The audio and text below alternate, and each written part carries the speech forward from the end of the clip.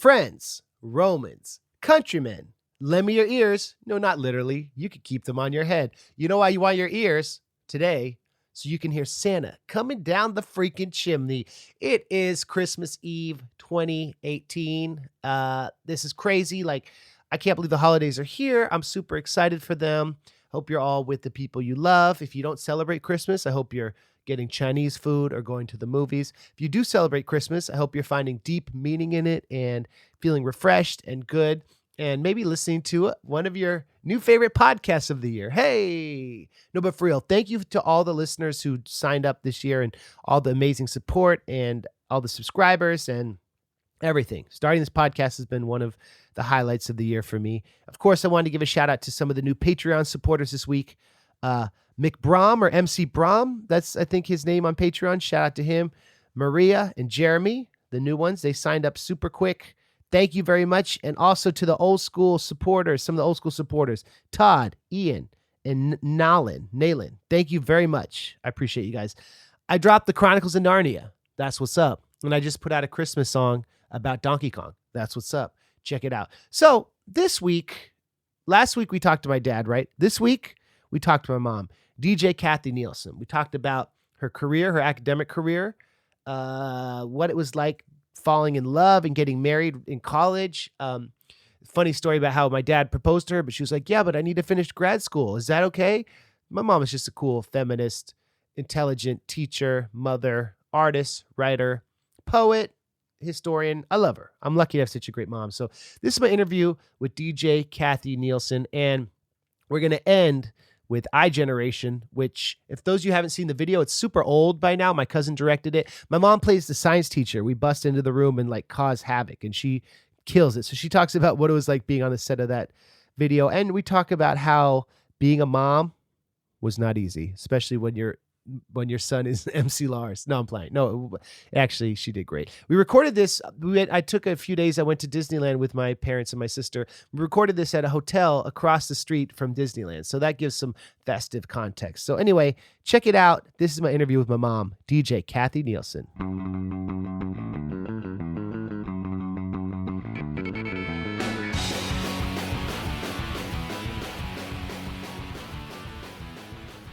Ladies and gentlemen, I would like to introduce a very special person to the podcast. Ladies and gentlemen, please give it up for DJ Kathy Nielsen. Woo! Hi, Mom. Hi, Andrew. How are you? You have the distinction of being the first woman I've had on the podcast, and we're like, this is a few months in. So I wanted to, first of all, apologize that it took me bringing my mom on the podcast to have our first woman, but I guess that's a cool distinction, right? Right. And I'm honored to be the first woman on your podcast, and I know there will be many more. Let's try to make it 50-50. Actually, maybe this podcast should be 3/4 women. Oh, not a bad idea. So let's talk. You're a poet, Mom, right? Well, I don't really consider myself a poet. I'm more striving to be a writer. This writing class that I'm in, we use that as a framework, and so I did come up with a poem. Would you care to share it with our listeners? I'd love to. It's called Where I'm From, and it goes like this. I am from California, golden coastal hills, oak trees, fields of lupin and poppies. I am from cow pastures, poison oak, tadpoles, slow-moving creeks.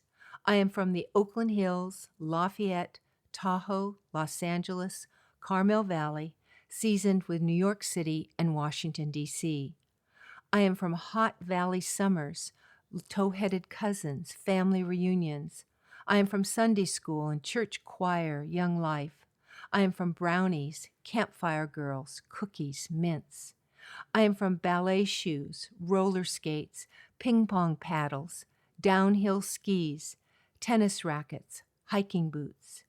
I am from a family's drugstore, prescriptions, Hallmark cards, Revlon and Anita of Denmark. I am from Cal's Stanford football games, tailgates, crisp autumn afternoons. I am from libraries, books, Shakespeare, the Beatles. I am from Esther, Kate, Sarah, Helen Ann, LMA, and 7 paternal aunts, all strong role models. I am from Swedish meatballs, roast beef and potatoes, goulash, turkey and cranberry sauce, apple pie.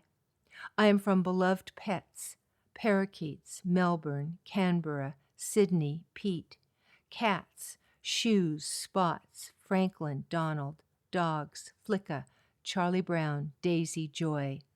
These memories, these places, these people, these animals are all part of me. This is a poem that was inspired by George Ella Lyon, Kentucky's first poet laureate.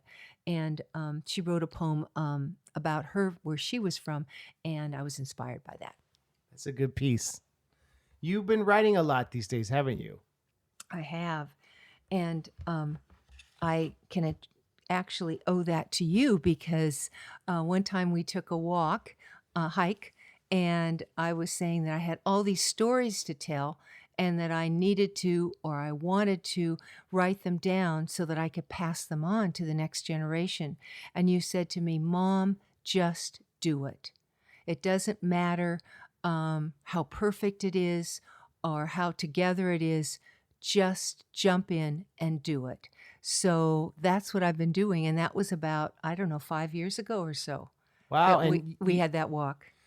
I remember that. And since then you've published your first book, right? A Family Right. History. Right. And you're working on a follow-up, right? Right. And you I have a fond memory in that poem. You talked about Shakespeare in Tahoe, and I remember summers with my sister. We'd always go see Shakespeare that summer. But not only did we have to go to the lake to see Shakespeare on the lake, which now I realize is amazing, but we also were assigned reading to have a summary of the play, and we were quizzed, and we had to read the play, understand it, be able to converse it, and do all this like the day before the play. And that was always like an annual summer tradition. My sister and I were like, all right, well, here we go. And I guess we know everything about, Othello now.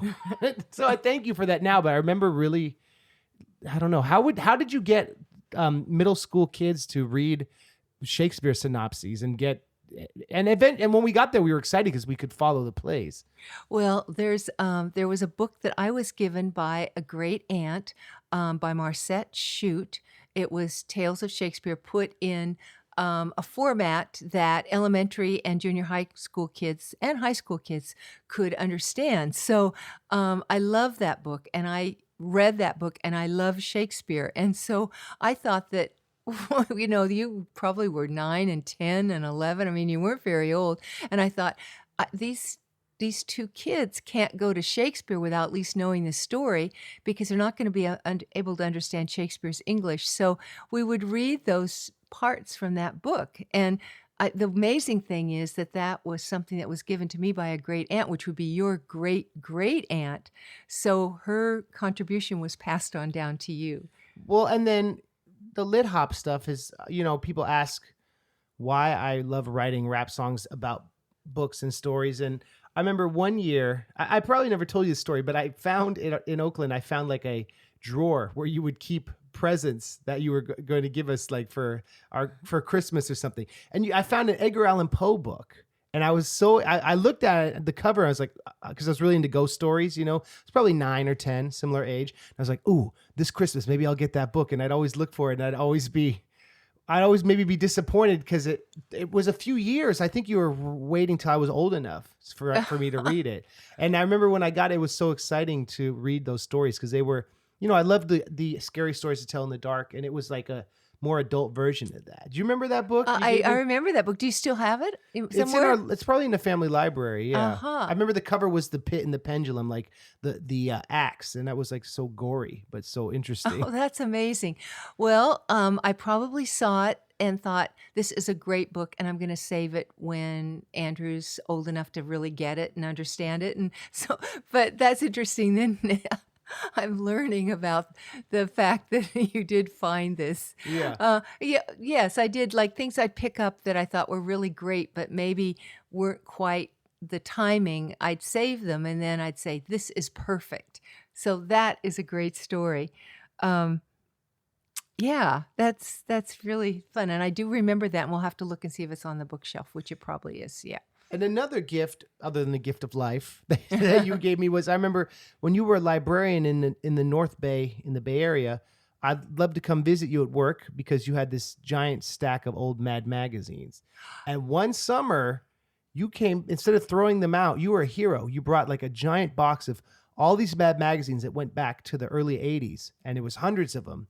And you're like, well, you can have these. And I remember I spent the whole summer before third grade reading them, and it really gave me an understanding of pop culture history, and it was very educational. And that was a gift that at that time totally changed my life. And I hope you are aware of how important that was. That's interesting. Well, I think you came with me to school, and it was there on the shelf, and you grabbed it and started looking at it. That probably was your first introduction. Is that right? Yeah, because it was the Ninja Turtles, and it was Alfred E. Newman as Splinter, and it was The Secret of the Ooze. So I think it was like I could see that you just opened up that was like amazing. Right. And I guess we were, weeding back issues, and I thought, well, I mean, it was important to introduce you to stuff that you were interested in, and Mad Magazine was a classic. And I remember also that when we went to New York, you also must have been 10 or 11 at that Probably time. eighth grade. Eighth grade. Okay. Yeah. So you were more like 13 or 14. We visited New York and made appointment at the Mad Magazine office. And this really nice man took you all around. And do you remember that one office we went to, and there were all the pencils hanging from the ceiling? Yeah. That like someone had either put them up there or thrown them up there with an idea. And it was just such a creative place. Yeah. And you just thought that was great.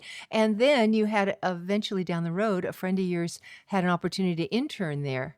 Yeah, and I did a podcast with Chris, and he talks about that. It's funny you mentioned that, and I'll post that later. But he was living in New York because he was at Vassar, and so he spent the summer in the city interning, which was something I always wanted to do. But too bad I had this rap career taken off. I was the summer after junior year. I really wanted to apply for that, and yeah, it was interesting, Mom, because I couldn't have asked you. You talk sometimes about reincarnation and this idea of a soul basket, right? Mhm. That you and my sister Sarah maybe were in another life. She was your mom or something. Yeah, we were sisters, and maybe she was my mom. It's just an interesting concept. Sarah, probably, do people know about Sarah? Yeah, we could talk about her. Yeah. Oh, okay. Well, Sarah is adopted, and I do have this idea that she was a gift given to us, and there is this idea of maybe reincarnation, and that we were in the same soul basket. But on the same line, that Andrew is a gift also, and we feel very blessed to have had these two very creative, amazing kids. Well, like on the podcast with Dad, we were talking about how it must have been hard at times being the referee when you kind of had the brunt of it because Dad was traveling so much for work, and you were a teacher and a librarian, but at the same time you were home more. When Sarah and I would both decide we liked a certain pillow, and we'd fight over it, like such stupid things where I don't know. Now I realize it was ridiculous, but yeah. Well, how did you try to keep the peace, especially with Dad gone all the time?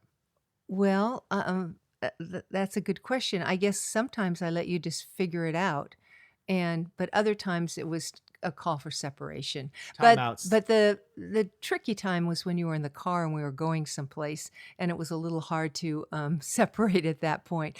But And we'd you're trying not to crash. and we're trying not to crash. But when you were little, we would put in music.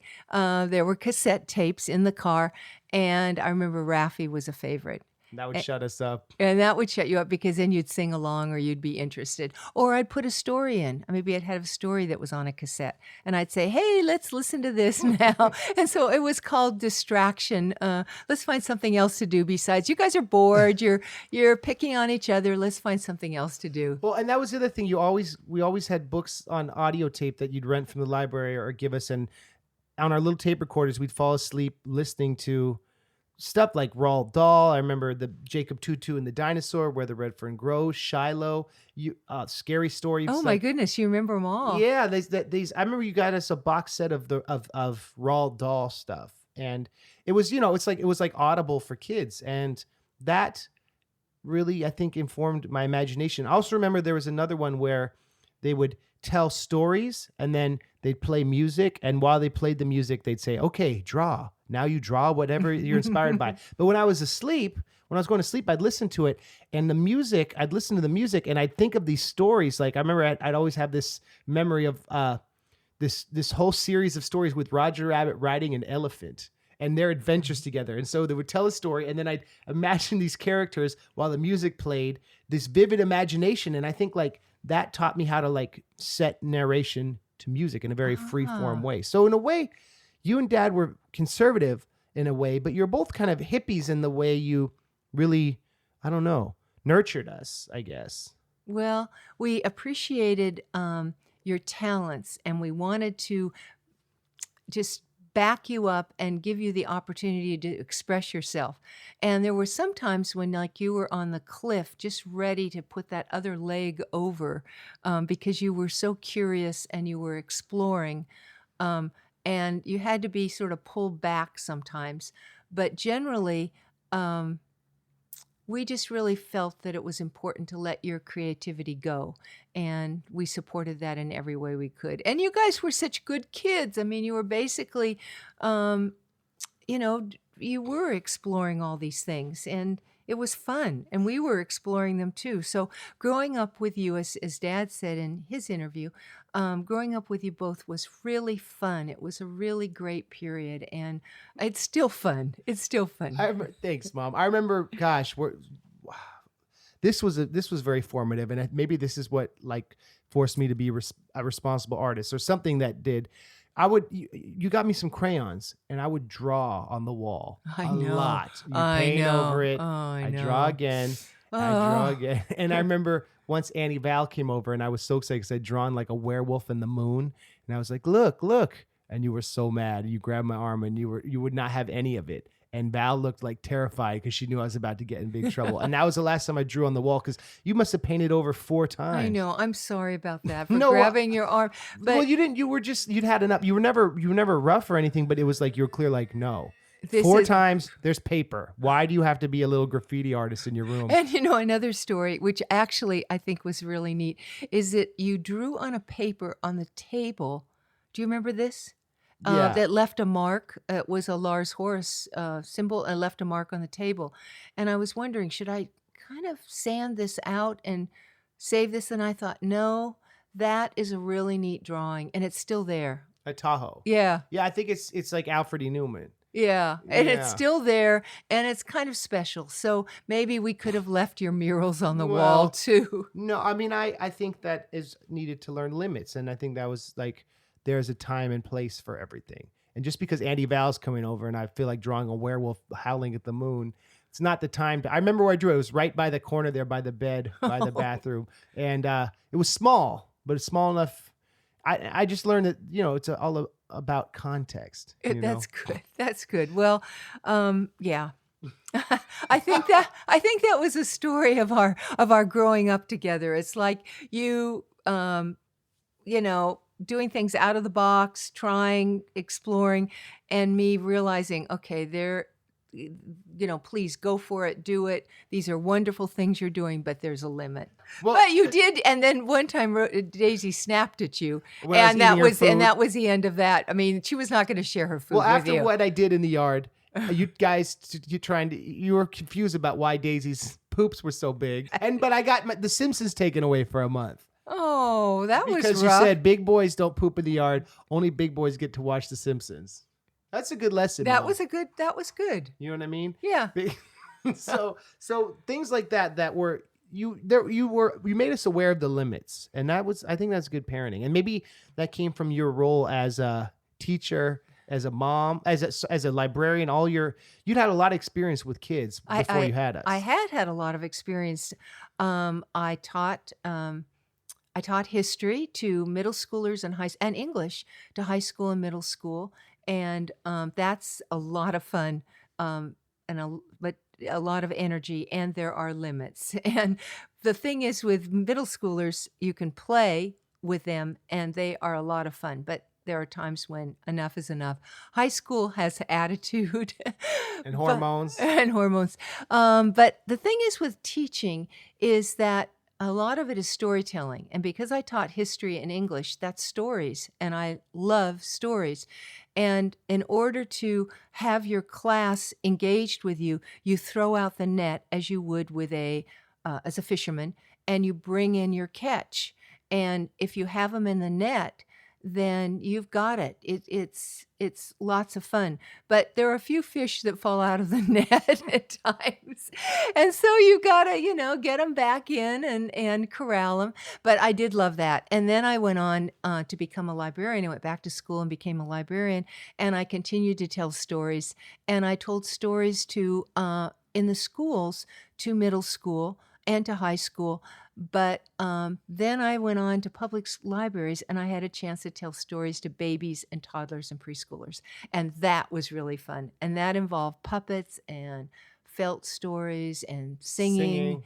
It was great. And I backed you up on guitar You one or two of did. You those. came to the Yeah. Baby and Me programs, That was and you pretty cool. sang. I think we practiced at home a little bit, and then you were there with the kids, and that was a hit. That was really fun. I think that was a baby program that Yeah, you came to. that was fun. And so your career is interesting, Mom, because you met Dad when you were still an undergrad. Yeah, I was a sophomore in How old were you? college. I was 18. What's your first memory of meeting Dad? Oh my goodness. That's a funny story. At that time, I was in a sorority, which lasted 1 year, and I was on door duty. That is, I opened the door for the people who came by to pick up my sorority sisters. And Dad was picking up his sister, Rosie, and it was his 21st birthday. And I had to stand at the door because I was a pledge and sing a little song. Do you remember it? Let's see. I'm a little neophyte working for the Rose and White. Tell me who you wish to see, and I will see where she may be. And so I sang. I had and that day. What was he wearing? What did he look like? Oh, he was dressed up. He was so handsome. He had a sports coat and tie, and they were going out to dinner for his birthday. Okay. So there I was, and I went and got Rosie, but I didn't know Rosie very well, and I certainly didn't know Bob. Rosie was in your sorority? She was in my sorority. She was Okay. sorority sister. So, they went off to dinner, and later I saw her, and I said, "Oh, I didn't know you had an older brother," because I knew immediately that this is somebody that was pretty special. Smooth. So, And he felt the same way. and he felt the same way. So later, we dated, and it was a challenging dating opportunity because he was at Stanford and I was at Cal, and there was a lot of commute at that time. But we dated for that year, and then got married 2 years later. And Or 3 years later, I guess. he proposed to you, you wanted to make it clear that you were going to finish your master's, right? And go to That's true. grad school, right? That's true. What did you say when he proposed to you? Well, And how did he propose to you? I don't know. I know this story. He was at Columbia at law school, and he would come out to visit at Cal, particularly when Columbia shut down, because we were in college during the 60s. So were you guys dating? Yes. Were you exclusive? Yes. Okay. Yes.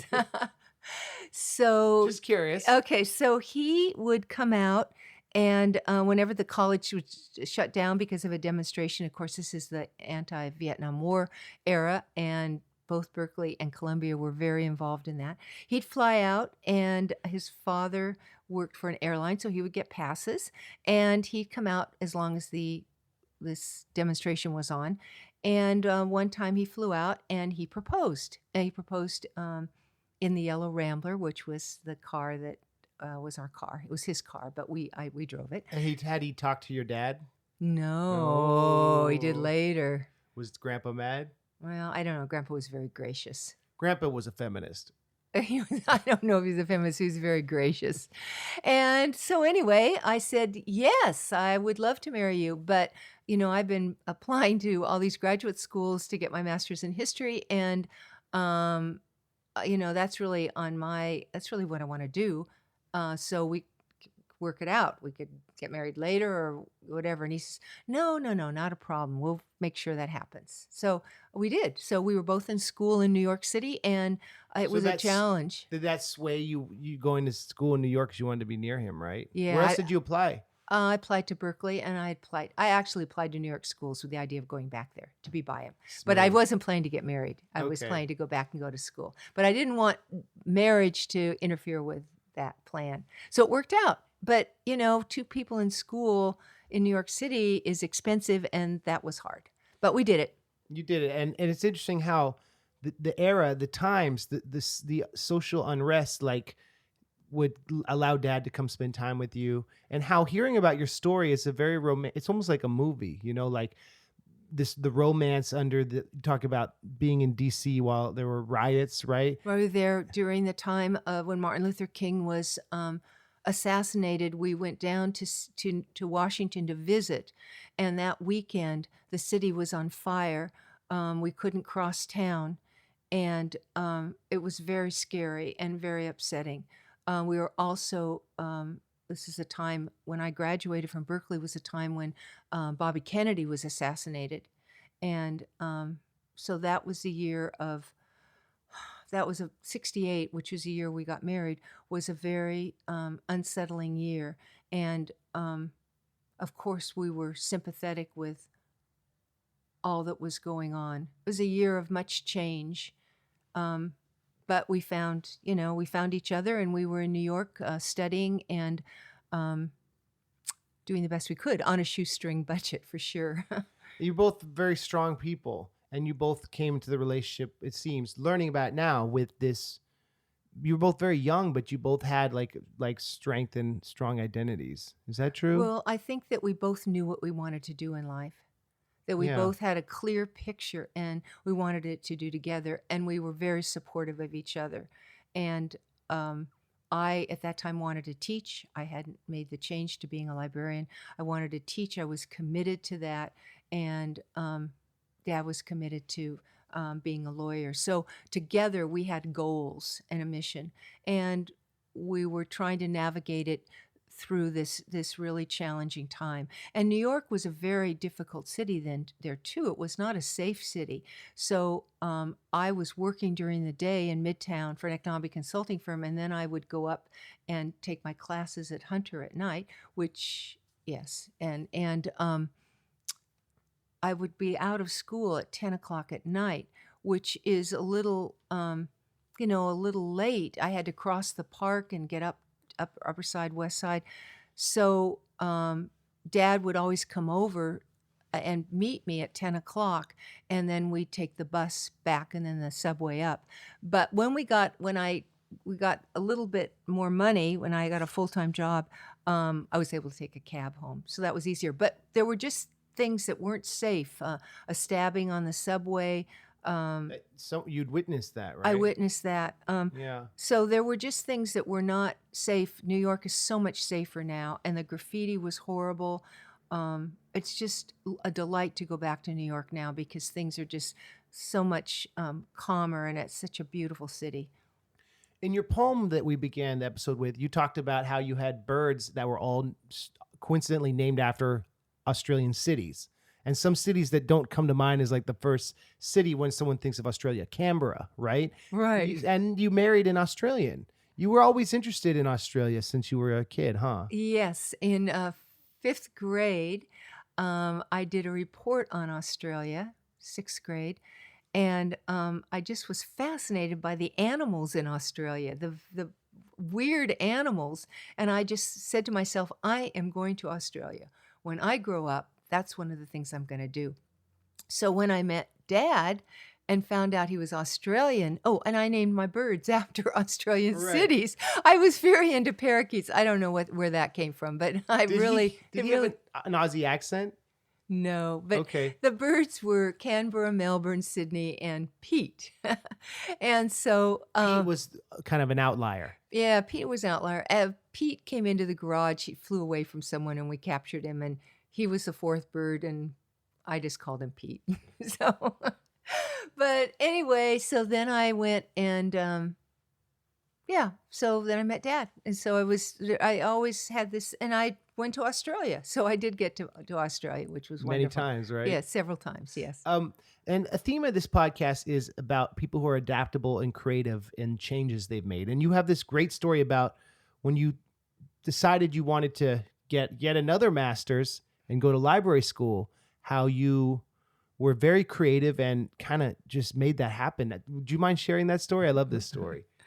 Well, one day I worked in San Francisco. I was crossing the Bay Bridge. I had parent-teacher conferences, which were always challenging, and I was losing my voice.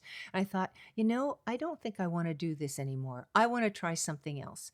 And I thought about all the things I taught for 5 years. I thought about all the things I loved about teaching, the kids, the literature, sharing ideas. And I thought, what career can I have that would build on what I've been doing?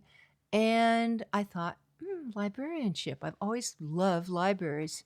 So I made an appointment. I called up the dean at Berkeley of the library school, and I said, I'd love to meet with you and just find out about the program. And it was a she. She said, yes, let's make an appointment. So I went over there, and I was just enraptured. The library school at Berkeley is in one of the original buildings in the 1860s. And so it's a charming building to begin with. And she said, now, the problem is that this is the last day for applications, so you might think about, next year or whatever. And I thought, no, I'm not going to think about next year. So I went down to the registrar, got the application. Of course, this is before the digital age. And I sat there and filled out the application, wrote my essays, and I could get references later, got my references, had already taken my GREs, and I got accepted. So Good job, I Mom. was not going to wait another year. There's no more of that. So anyway, that was very lucky to be accepted, and it was great. And I've had a wonderful 40-year career as librarian. I've loved that. You got straight A's, right? Oh, you're embarrassing me. Yeah, but Mom, you are one of the most brilliant people I've ever met. No. No, and I think it's important that you would always call me out on things when I was a little kid if I were saying something chauvinist or sexist or talking about how the male Ninja Turtles were the best. You would always remind me that this cultural dialogue or this kind of hegemony through which we see the world and through which popular culture might brainwash kids is not the truth. And I think you did that in a lot of your action by being a strong, intelligent, great role model and showing that old world views on the limitations of the feminine role were very antiquated. Well, I think too that part of this is having coming of age in the 60s, which is a time of feminism, and really women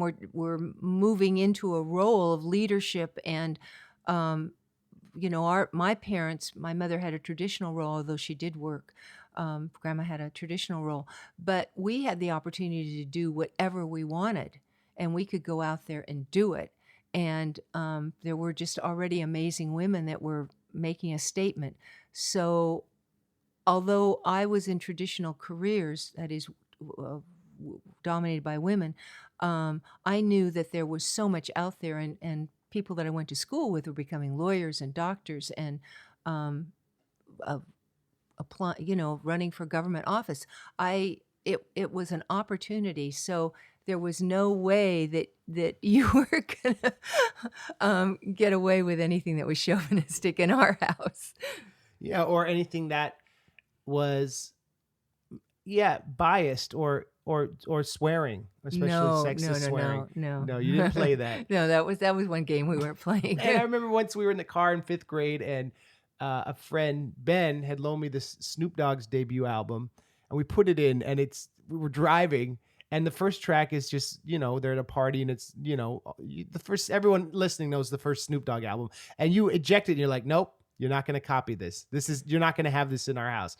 I don't think the music is appropriate, and I'm making a parental decision. So you confiscated the tape, and I gave it back to Ben the next day. And later, I dubbed the tape from him. But so I'm learning this, 30 years later? no, but it was like you took a stand, and I was being a little cheeky, I knew it was inappropriate. Snoop Dogg is not known for, you don't bump Snoop Dogg while you're in the whip going to the Women's March, but But the thing is, you did expose me to other things that it's not like I would have found Snoop Dogg and bought it at the record store, that's for sure. Or how about the time when the third Jerky Boys CD came out and I was so excited for it, I pre-ordered it and I'd saved my allowance, and then you went and picked it up, right? And they were like, what is this mom doing buying Jerky Boys 3? There was that too. Well, there was a lot of things that you got away with, I gotta admit. But at least I was already letting you know that these things you needed to think about, that this was not, these were things for you to think about. And how was it being a parent while this beast, this many-headed hydra known as the internet, slowly entered all of our lives in the early to mid 90s? Like, how did you keep us together? Well, I think that, you were very early in that. You were 5 maybe when the internet came on. So what would you say, 80, 90 maybe? Well, when would you say that? When was we had Prodigy? right? Prodigy and AOL would have been Late 80s. Late 80s, okay. Yeah.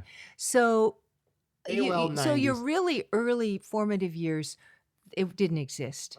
And you didn't have the opportunity to watch television all the time. So you didn't really have the media. So I think you were already maybe formed. I think it's a lot harder for parents now. But we did get a computer in 1985. It was an Apple. What was it? It was the 512K. The 512K. And that was really exciting. And you just took to that like immediately. There were a few challenges with that. But it was such an amazing tool. And it wasn't as, I don't know, it was more benign in those days. It wasn't, Right. It wasn't quite so,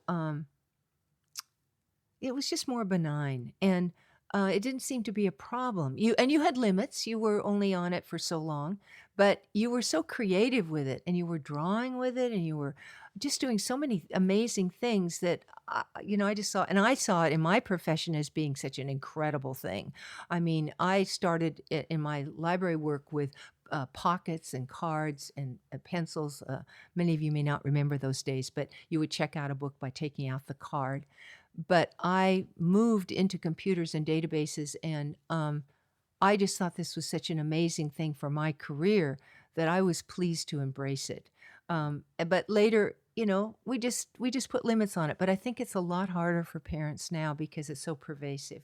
Right. And family dinners, we'd always, when we were home, we'd have family dinners. We'd all have to talk, share about our day. Right. And now, sometimes if I go to someone's house and their kids or people are at the dinner table on their phones, it's surprising, isn't it? Yeah, I wouldn't play that. If I had a kid, he or she you're not bringing a phone to the table. In fact, I'm going to monitor your phone use, and you're not going to be sitting at the table texting your friends. Yeah. It seems right. Right. I don't feel like you and Dad would have put up with that. No, we wouldn't have put up with that. And I think I think it's really interesting how teachers have to deal with that now. I didn't have to deal with that as a teacher. I know that some teachers have a basket as the kids come in, whatever, but I know it's just a different world. You taught the art of conversation, and we always joke about this, but it's true. You've taught me, and correct me if this is wrong, a life perspective that I've shared, which I use when I play shows and meet fans, when I'm teaching, when I'm traveling. It's not that when you get to a party, oh, I'm here, the party can start. I'm here, the party can begin. The guest honors arrive. No, it's I'm here. What can I learn about the people here, and what can I hear? Like, what can I take from this experience? And that is, Mom, is honestly, it's kind of like a punk rock ethos in that, like, you take away the barrier between the audience and the stage. The event is not the show. The event is everyone there, and we all learn from each other. No one on stage is more important than anyone in the crowd, and vice versa. And I really appreciate that because that's always what you said. And it took me a while to get that, but that having that philosophy in life is a lot less lonely and a lot, it's just a better way to be a human being. I love that. You put that so beautifully. Do you remember how did you like, where did you I don't get know. that There must perspective? have been something about you being wanting to dominate or be on stage or whatever. But I And think that was something you showed us since we were like kindergarten. well, I guess maybe that that's just something that I believe, that I'm curious about people. I'm curious about people's stories and who they are and why they are what they are and what they're doing with their lives. So for me, um, it's much more interesting to me, rather than talk about myself, um, to find out what other people are thinking and doing. And as a teacher, you have a message that you're sharing, but you want to hear what people's responses to it and what their thoughts are and how they're building on that and working with it. And certainly as a librarian, people come in for book suggestions and you want to hear where they are, what they're coming from, what they're doing. So for me, that's more interesting. I am curious about life. I'm curious about what people are doing with their lives.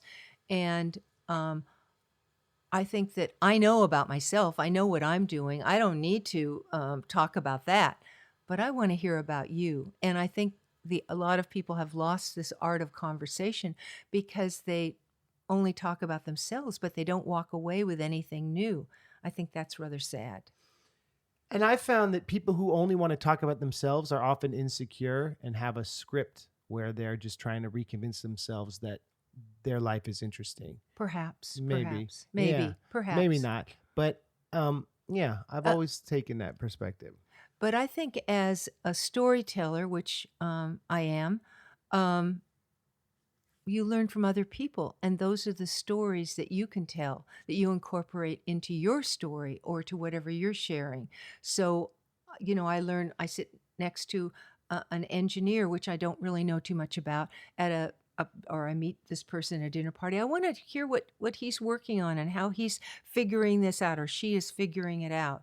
And then I walk away learning about it. Or someone who's in a new startup company. What is he doing? I want to know about it because that adds to I'm just curious. And I think you are too. And I think Yeah. I think that's what makes the world go round. And I also, another thing as a librarian, we answer reference questions, all kinds of reference questions. And so people come up with their stories in a sense because they want the answer to something. And you have to know a little bit about them and a good reference question is figuring out exactly what they want, because people will ask a question and it really isn't what they want. There may be something beyond it. Maybe it's too personal. They don't want to share it. So that you learn a little bit about them. And that always intrigued me. And then we'd go with a reference question. And then I'd become so interested in answering this question that I probably might even answer it a little bit more thoroughly than they needed. But that's why I've loved librarianship, because it's about connecting with people, answering their questions, and learning about them. And something along that topic, speaking of stories and questions and people's, origins, you've had an incredible passion and deep dive into the world of genealogy. I have. You've gone so deep into this. Is the past 10 years, maybe? Yes. Yeah. It's, when my parents, your grandparents passed away, they left all kinds of things. And I boxed them up, sadly, and put them in the garage. And one day I decided that I needed to really deal with these things that were theirs. Were we going to keep them or whatever?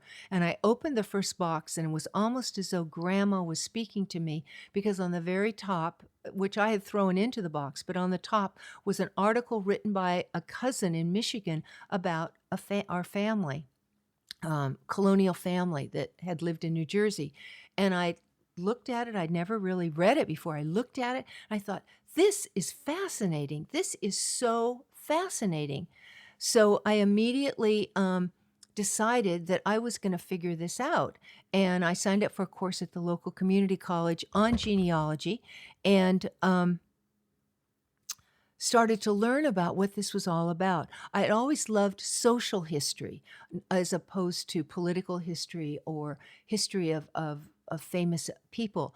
But social history, which was the little people who are impacted by events that happen, wars, epidemics, um, scandals, things that happen in a little town and help people make decisions.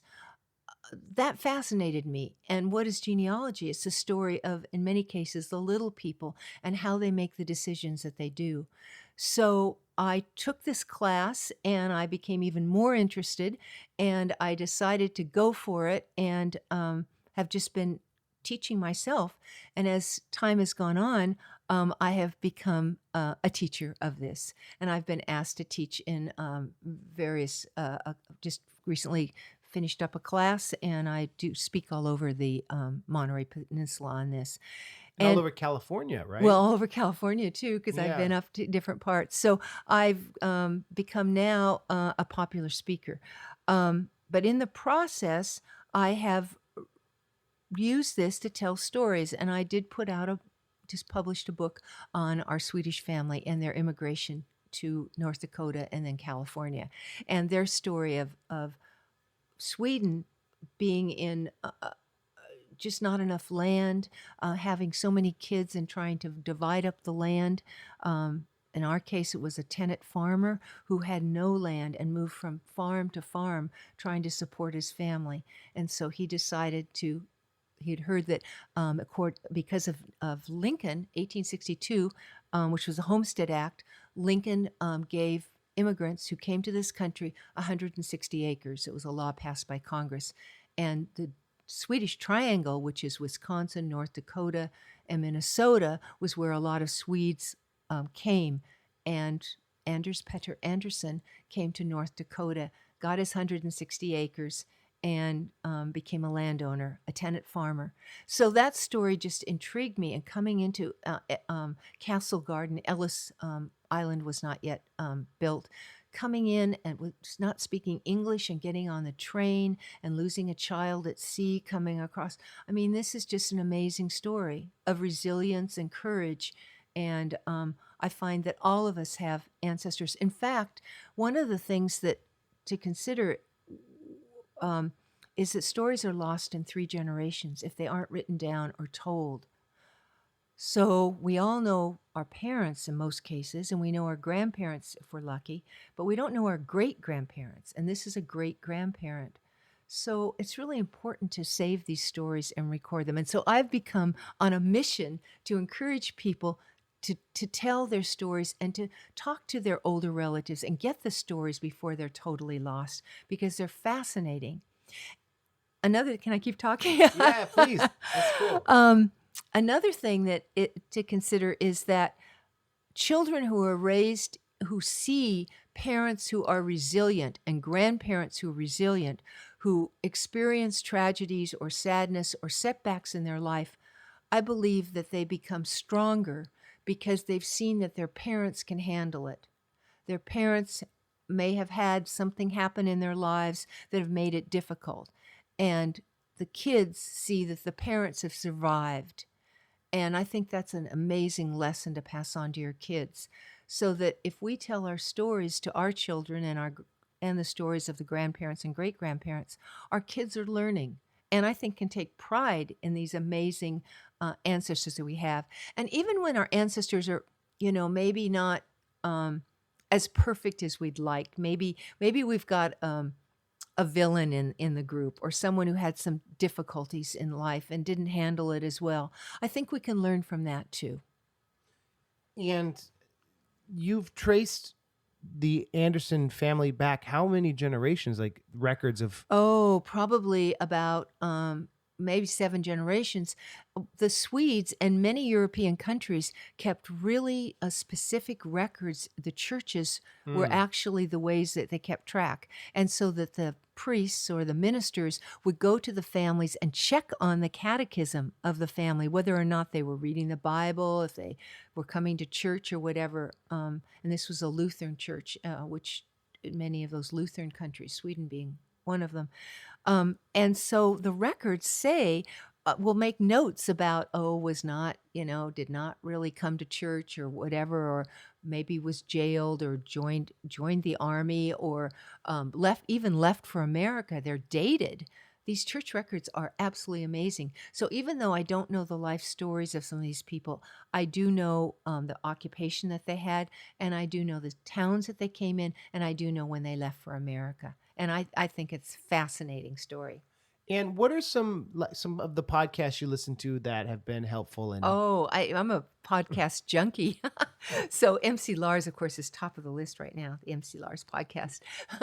But well, especially this episode.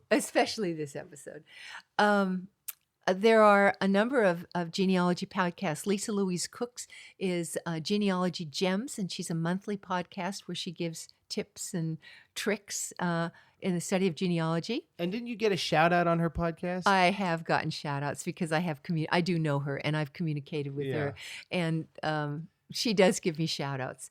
And then there's two guys, the genealogy guys, almost like Click and Clack, who are wonderful and informative. They're called the Genealogy Guys. So I listen to them, and Extreme Genes is another one. And I love my, when I walk, I love to walk and listen to my podcasts. But number one is MC Lars. Well, that's cool. Thank you, Mom. That's nice. When you heard that I wanted to do rap professionally and take my English degree and do MC Lars, what were, like, now that it's 14 years deep, what were some of your honest thoughts? Well, about this time, let's see. Well, the concern was that you actually suspended your senior year. You took your senior year off and had the opportunity to tour with Bowling for Soup, which was an amazing opportunity for you. And my fear was that you weren't going to come back and graduate after 3 amazing years at Stanford, and not to come back and graduate. But you assured me that you would, and I trusted and hoped that that was the case. But your dad and I really wanted you to complete your college career. So when you did, which you did, you came back and took those units that summer. I mean, you did senior year in 1 quarter, 18 units. I don't know how you did it, but you did it. When you graduated and got that degree, I had confidence that you were going to do what you were going to do and that you would make it work. I always have had confidence that you would make it work. So I figured, well, go for it. Do it. Just, I wish you the best. And if this doesn't work out, there'll be something else. You'll find something else to do. So I never really have had, I've never been afraid. As long as when you got that degree, I felt a lot better. Right, that I had a plan B. You had a plan B. You could always teach, and I knew you could always teach English. So, and I knew you'd be a fabulous English teacher, or a teacher of any kind, as you are. You are a teacher already, like my mom. Yeah, I knew that. Thank you. And how would you deal with sometimes when, like, I played you demos that weren't as good as other demos? How were you honest with me about? Because I always would play you my songs, and obviously some songs are better than others. Well, there were some that I felt were really controversial, and I was quite clear on those. Yeah. I thought that those should not be out. You didn't always follow my advice. You did not follow my advice, but at least I made a statement that, musically they may have been right, but the lyrics were not appropriate, and or I felt they weren't. And so I said that. Right. But the ones that I really liked, I mean, I'm pretty much like everything you do. I'm a little a little biased. But the ones that I really like, I really like. And I always say that to you. And I say specifically what I like about. I try to say that I love the theme that or I love the fact that you had that you added that particular beat to it, or I try to be specific about what I like. But there's some I've liked more than others. Some are a little crazy, I gotta admit. But then that's you. That's your personality. Thank you, Mom. And one of the songs, iGeneration, you are featured as a star actress in the I video. am, and that was such a thrill. That was so much fun. Could you talk about what it was like filming that?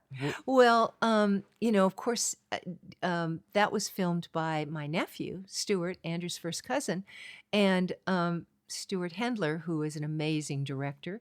And it was so professional and so just to see what the behind the scenes of a music video was amazing, and all the thought that goes into it. I do remember a couple of funny stories about that. I was a chemistry teacher, and I had a white jacket and a costume and makeup and all that. And we took a break, and I went to the crafts table. Which is it, crafts? That's what I guess they say craft services. Craft services. Yeah. Yeah, thanks. Okay, so craft services, where this lovely spread was out and we could take a break and whatever. And the costume guy who was in charge of all our costumes, Teddy comes roaring over, because I have this white jacket, and he says, "You've got to take that off. You cannot eat anything with that white jacket on, because we can't have you get a spot on it right now." So I removed the white jacket. It was like a lab coat. And that was like, I thought, yes, that's right. That these are all these things that they have to do. And if we're filming, the hair's got to be right, and the makeup you can't change. So that was really interesting to me. Also, there were a lot of what do you call the people who, what do you call it? They're not on calls. What are they? Like the extras? The extras. There were a Yeah. lot of extras. And because there was a classroom. So there were a lot of people who were brought in. Right. And the management of the extras was really interesting to me. I do remember Stuart came over to me when I was ready. Of course, if some of you have seen that music video, MC Lars comes in and disrupts the class, and there is confetti flying and whatever. And here I am, the chemistry teacher, shocked and surprised. And he came over and he says, "Now, you got to live this, this is, what would you do if you were in an actual classroom and this happened to you? How would you respond? What would be your facial expressions?" And I thought that was really neat. That's what a director does. They come up to you, they tell you, give you some tips on how they validate what you're doing, and they tell you you're great, and then they give you some tips, and then you go with the tips. So I had some insight, never having really acted other than school plays or whatever. That was very interesting to me, the role the director plays, and your interaction with the other actors and the artists. It was an amazing experience. I loved it. And it's amazing how long it takes, even for just filming a short thing, because you've got the retakes and you're waiting and you're not on, and then you get called on. And it was very professional. I loved it. I think it's still my most professional video. And I think that's because, well, obviously the great cast. But Stuart, he did the Halo Forward Unto Dawn movie. He did Whisper. He did Max Steel, right? Yeah, Max Steel and Sorority Row. Yeah. He's done a lot, and now he does a lot of car commercials, and he's working on other projects. And having a creative nephew that we spent a lot of time with, that was cool. How you always, Mom, made a point of connecting their families and connecting with our families in the Central Valley, and also making sure that we had a connection with our relatives in Australia. That's right. And that was like, often you were the glue. You and Dad, but you were a lot of time made sure that we had time for each other, and making sure that Sarah and I really spent a lot of time with Grandma and Grandpa and Nana and Papa. And Nana and Papa, yes, because that was really important. And Nana and Papa, I now learned, is Australian for Grandma and Grandpa, but that was Nana. You know what I mean? That was Nana. I realize now that was like a special term. That's how we could differentiate the Nana is often used more in an English culture. Yeah. But that was the names they chose to have you call them. And that was nice, because there were 4 different names. Well, I just feel family's really important, and we learn from so much from each other. And we're the one, family, your friends are there for you as well, but your family will always be there for you. And I think that's really special. And that was it. The fact that Stuart did that music video was just an amazing experience. It was really a family. In fact, your aunt, Rosie, was a craft services. Yeah. And she did a beautiful job of putting all the food out. And she's one of the extras in the... oh, she's in that too. When I'm running through the... And Uncle Joel, he's when I'm in the supermarket, he's like one of the surprise guys in the lines. And then Rosie's putting groceries in her car and I throw her one of the party poppers. Yeah. And then they come down the street and do the dance. Yeah, that was amazing. That was it's a really good video. I'm proud to have been part of that. It was really fun. And then Dad was in the other one, Yeah, download the song. Download the Song, and that was really fun to be on the set for that too. That was Frank, who had a different style, but also Frank Bourne, who's very professional and did a lot of stuff with Bowling for Soup. And yeah, those first few videos really were really good. And Yeah. Jared, but then you've had, amazing ones by Tim and yes. Sean Yes. Levin, Sean Donnelly. Donnelly, and you've had some amazing videos, really great. Yeah, and it's interesting, Mom, because it's like every year I think more about the values that you instilled in Sarah and me, and they make more and more sense. Like family, time for each other, learning to listen, being respectful, not doing graffiti in public places, like or coloring the wall. and it's interesting, like thinking about all this, and if you thinking about my future, and with Ashley, if there's something advice you could have given yourself as a young married person, and eventually, when you had kids, like any advice in that world that you could go back that maybe you could share with me and maybe any of our listeners who might be at the beginning of a relationship or thinking about being parents, Well, I think the one thing that has served now, we've been married 50 years, which is hard. I can't believe 50 years. But I think what served us well is having a sense of humor. And when there's been moments of tension or a difference of opinion, if one of us can say something funny, it sort of diffuses the tension. So I think humor has really served us well. And I think we both have a pretty good sense of humor. There's times that we've just laughed and I think that's really important. But I think the most important thing is respect of your partner and to listen what they have to say, because they're coming from a different place and we can learn from their perspective. So respect, and also to really share in the successes of your partner. If they're doing something that they, are being honored for, or something they've accomplished, then to share in that and to just validate that and just say, this is so amazing. I am so happy to be there and be part of this. Because to tear the other down is not serving any purpose. But to build them up builds both of you up. So I guess those would be my tips. I would say that's what has served us well. Those are good tips. And I've seen that you and Dad as great role models, that you always made an effort to show each other you loved each other. You always would respect each other. And when you disagreed, you would still be kind about it. Mm-hmm. And I'm sure that being parents, there are things you agreed on, things you disagreed on. And I wonder if a lot of the decision-making fell to you because Dad was gone so much. I think that's true. Yeah. But Dad always supported me, and we did talk about things. Yeah. Yes, I think that's true. That I was the one that had to, in many cases, be the disciplinarian, and Dad would come home. But Dad was supportive of that. Right. And so I think it's important to be, I think it's really, I see this with people who have different child-raising approaches. And I think that's really hard on the child, too, because the child doesn't know, really doesn't know where they stand. So I think it's important for the couple to talk about these things and be united, and not one parent to say one thing and one parent to say the other. I remember one of the things that you guys really did not like is if I'd asked you something and you said no, and then I asked Dad and he said yes, and playing you guys off each other, like getting permission, and you quickly let us know that was not appropriate, because I knew you'd have different perspectives. And if we hadn't had a chance to talk about it before, you'd catch us before we'd had. This is something, like I wouldn't have had a chance to tell Dad that you had come to me with this. You couldn't Very text each clever. other yet. Very clever. Yes, that was very clever. But Well, we stopped doing that because we realized that eventually whoever said no was going to win. So you were a unified front. Well, we tried to be. That's for sure.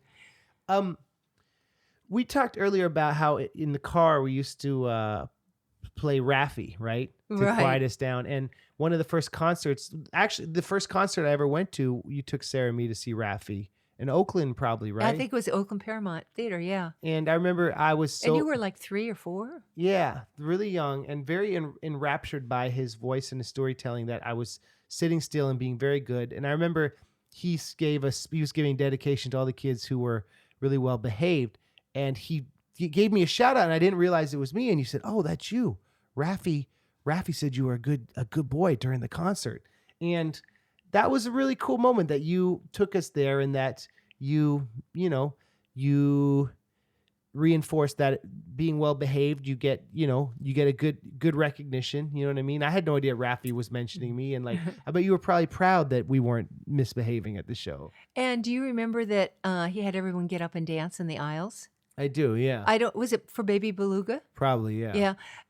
But I remember we were all standing up in the aisles just dancing. It was so much fun. So, of course, then I bought the cassette tape because it brought back great memories.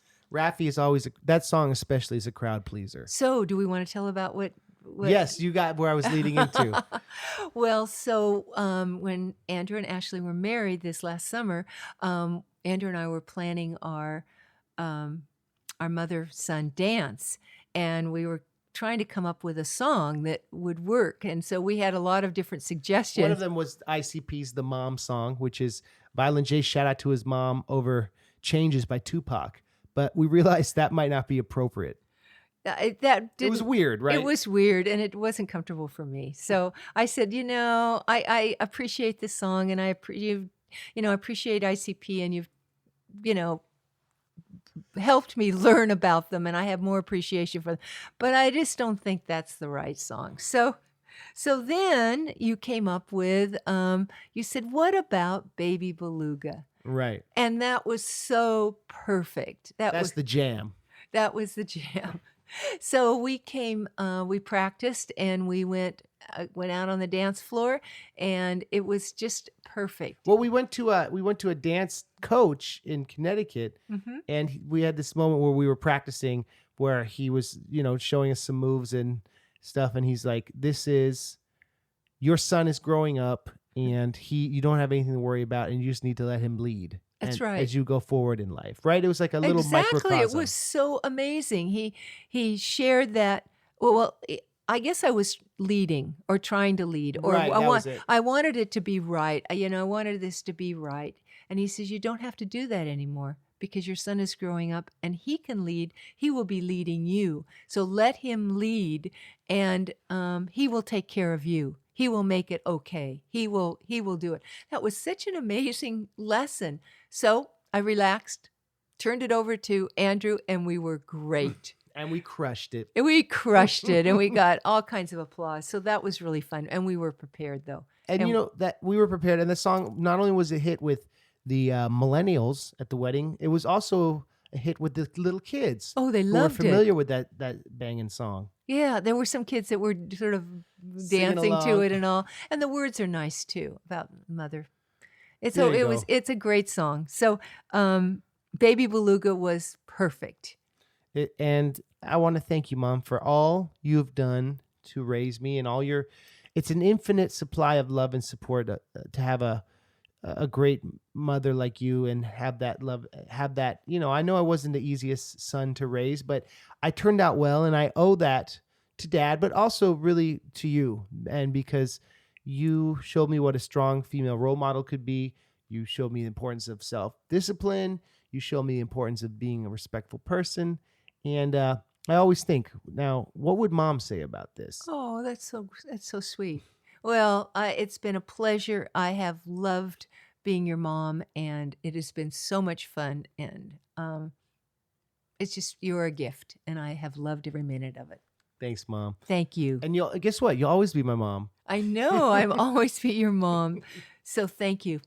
Where can people Are you on No. social media? Not really. Yeah. Yeah. But if you live in California and you live in the Monterey area, I am speaking all over. So, love to, and you're interested in family stories and family history, love to have you come to one of my lectures. So, Kathy Nielsen. yeah, that's right. Well, keep your eyes peeled, and you often do lectures at the Monterey Public Library. I do. Yeah. So shout out to the Monterey Public Library, and shout out to you, Mom. Thank you. Thank you. Bye.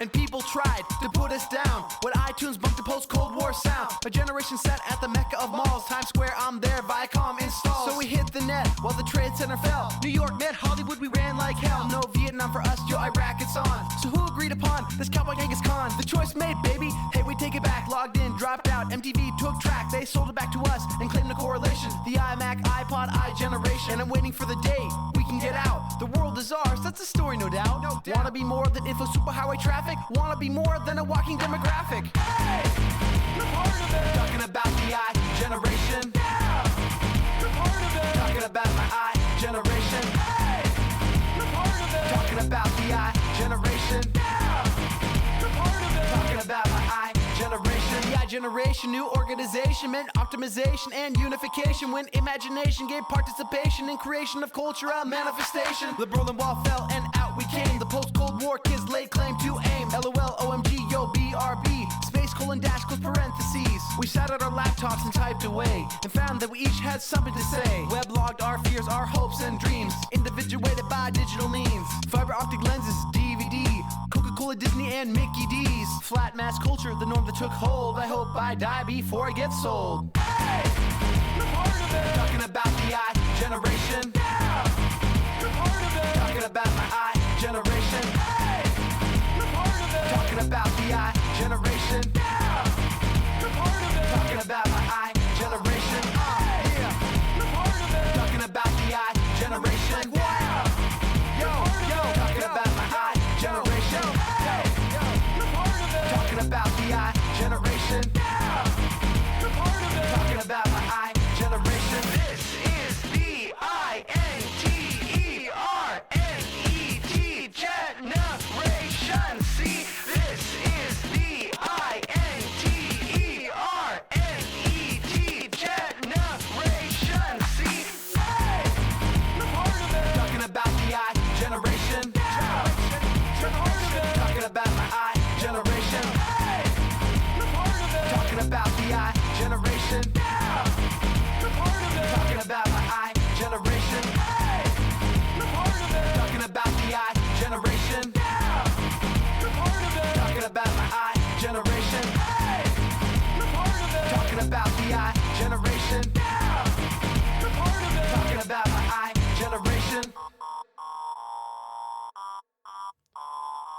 Thanks, Mom. That was a great interview. It was an honor being able to talk to you about this stuff. And I learned a lot. I learned, you know what? My mom's pretty cool. So this holiday season, if you see family, parents, cousins, let them know you appreciate them, because I definitely appreciate my family and I definitely appreciate my mom. So shout out to her. Next week, we've got George Watsky. What? I was in LA. I got to talk to him. He's got a tour coming out, a new EP. And it was cool because, I've known George for years and we did a song and a video together, but, I don't see him much unless he's on tour or unless we're in the same city. And like I said, with the podcast, it's a good reason to catch up. So that's awesome. George Watsky talking about art and the timeless things in this mercurial world. I'm MC Lars. Merry Christmas, y'all. Thanks for listening. And I'll see you guys next week, New Year's Eve. All right. Peace.